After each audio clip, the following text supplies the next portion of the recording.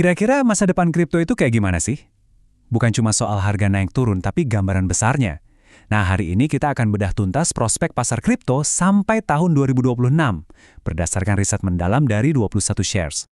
Oke, kita akan bahas ini dalam 5 babak. Kita mulai dari aturan main lama yang udah nggak relevan, terus kita lihat kekuatan baru apa yang masuk, fondasi infrastruktur apa yang lagi dibangun, inovasi gila apa yang ada di depan mata, dan yang terakhir, realita pahit siapa yang bakal bertahan.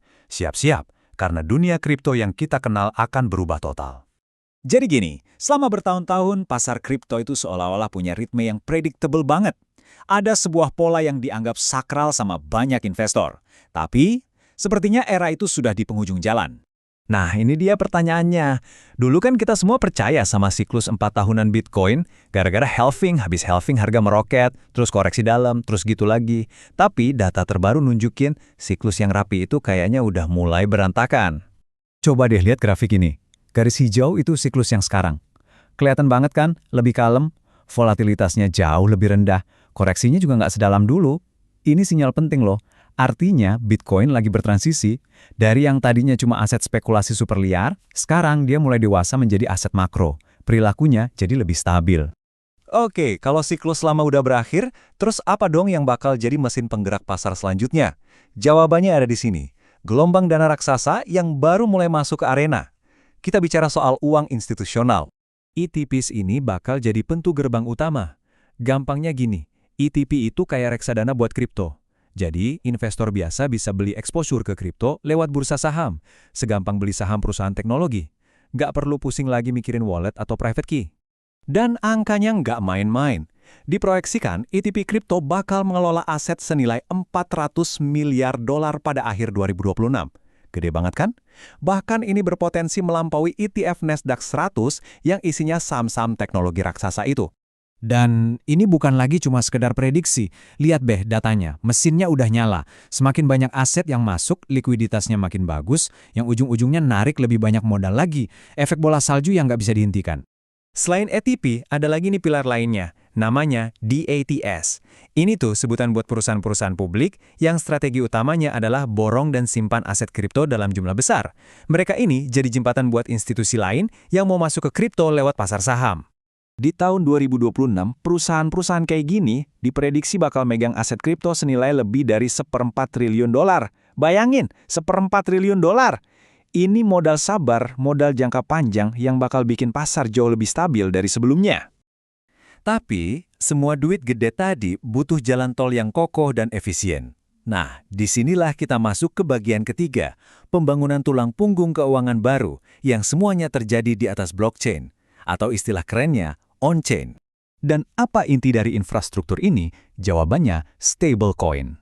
Dulu mungkin kita cuma pakai stablecoin buat trading kan? Sekarang fungsinya udah jauh lebih besar. Stablecoin berevolusi jadi infrastruktur inti buat pembayaran, kirim uang lintas negara, bahkan buat bayar gaji. Proyeksinya gila-gilaan. Pasokan stablecoin diperkirakan bakal tembus $1 triliun di akhir 2026. Kenapa bisa? Karena regulasinya makin jelas, dan raksasa-raksasa pembayaran kayak Visa, Mastercard, dan Stripe udah mulai ikut bermain. Grafik ini nunjukin pertumbuhannya yang eksplosif. Udah lewat $300 miliar aja sekarang. Dan semua likuiditas ini nggak cuma diam, tapi jadi bahan bakar utama buat pertumbuhan keuangan terdesentralisasi atau DeFi. DeFi sendiri diproyeksikan bakal punya total value locked senilai $300 miliar. Total value locked ini gampangnya adalah total nilai aset yang lagi dikunci atau diputar di dalam berbagai aplikasi DeFi. Angka ini nunjukin kalau DeFi bakal jadi pilar penting di pasar modal global. Oke, fondasinya udah makin kokoh. Duitnya udah mulai ngalir deras. Sekarang, mari kita lihat inovasi-inovasi keren apa aja yang bakal muncul, yang gunanya jauh melampaui urusan keuangan semata. Salah satu yang paling menarik adalah pasar prediksi. Bayangin, kamu bisa bertaruh untuk hampir semua hal di dunia nyata, mulai dari hasil pemilu, harga minyak, sampai cuaca besok. Semuanya transparan dan terdesentralisasi di atas blockchain. Potensi pasarnya bisa lebih dari $100 miliar per tahun.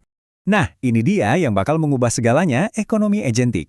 Istilahnya mungkin agak rumit, tapi konsepnya sederhana. Bayangin kamu punya asisten keuangan pribadi berupa AI yang super cerdas. Dia bisa kelola investasi kamu, cari peluang terbaik, semua serba otomatis. Ini pergeseran dari sekedar uang yang bisa diprogram menjadi kecerdasan yang bisa diprogram. Grafik ini menunjukkan percikan-percikan awalnya udah mulai kelihatan. Nanti, kamu tinggal kasih perintah ke AI, tolong cariin yield paling gede buat stablecoin-ku, terus pindahin dananya ke sana. Dan, wush, semuanya beres di belakang layar. Itulah masa depan yang lagi kita tuju. Tapi, di tengah semua inovasi dan optimisme ini, ada satu realita keras yang harus kita hadapi. Nggak semua proyek bakal jadi pemenang. Pasar yang makin dewasa berarti persaingan yang makin brutal. Contoh paling jelasnya ada di ekosistem Layer 2 Ethereum. Dulu kan banyak banget proyek Layer 2 baru yang bermunculan. Semua coba jadi solusi penskalaan. Tapi sekarang, fasenya sudah masuk ke seleksi alam. Dan datanya nunjukin realita yang jomplang banget. Cuma 3 jaringan yang menguasai hampir 90% dari semua transaksi. Sisanya, puluhan jaringan lain itu jadi kayak rantai zombie. Teknologinya ada, tapi penggunanya nggak ada. Dan seleksi alam ini nggak cuma terjadi di infrastruktur ya, banyak juga perusahaan data yang diprediksi bakal bangkrut atau dicaplok sama pemain yang lebih besar. Intinya, era di mana semua orang dapat piala itu udah berakhir. Jadi, kesimpulan besarnya adalah ini. Kita sedang menyaksikan sebuah pergeseran fundamental. Kripto bukan lagi sekedar arena spekulasi yang didorong oleh hype, tapi sedang berevolusi menjadi lapisan fondasi untuk ekonomi global baru yang serba terprogram. Pertanyaannya sekarang bukan lagi apakah kripto akan berhasil, tapi bagaimana Anda akan memposisikan diri di tengah perubahan raksasa ini.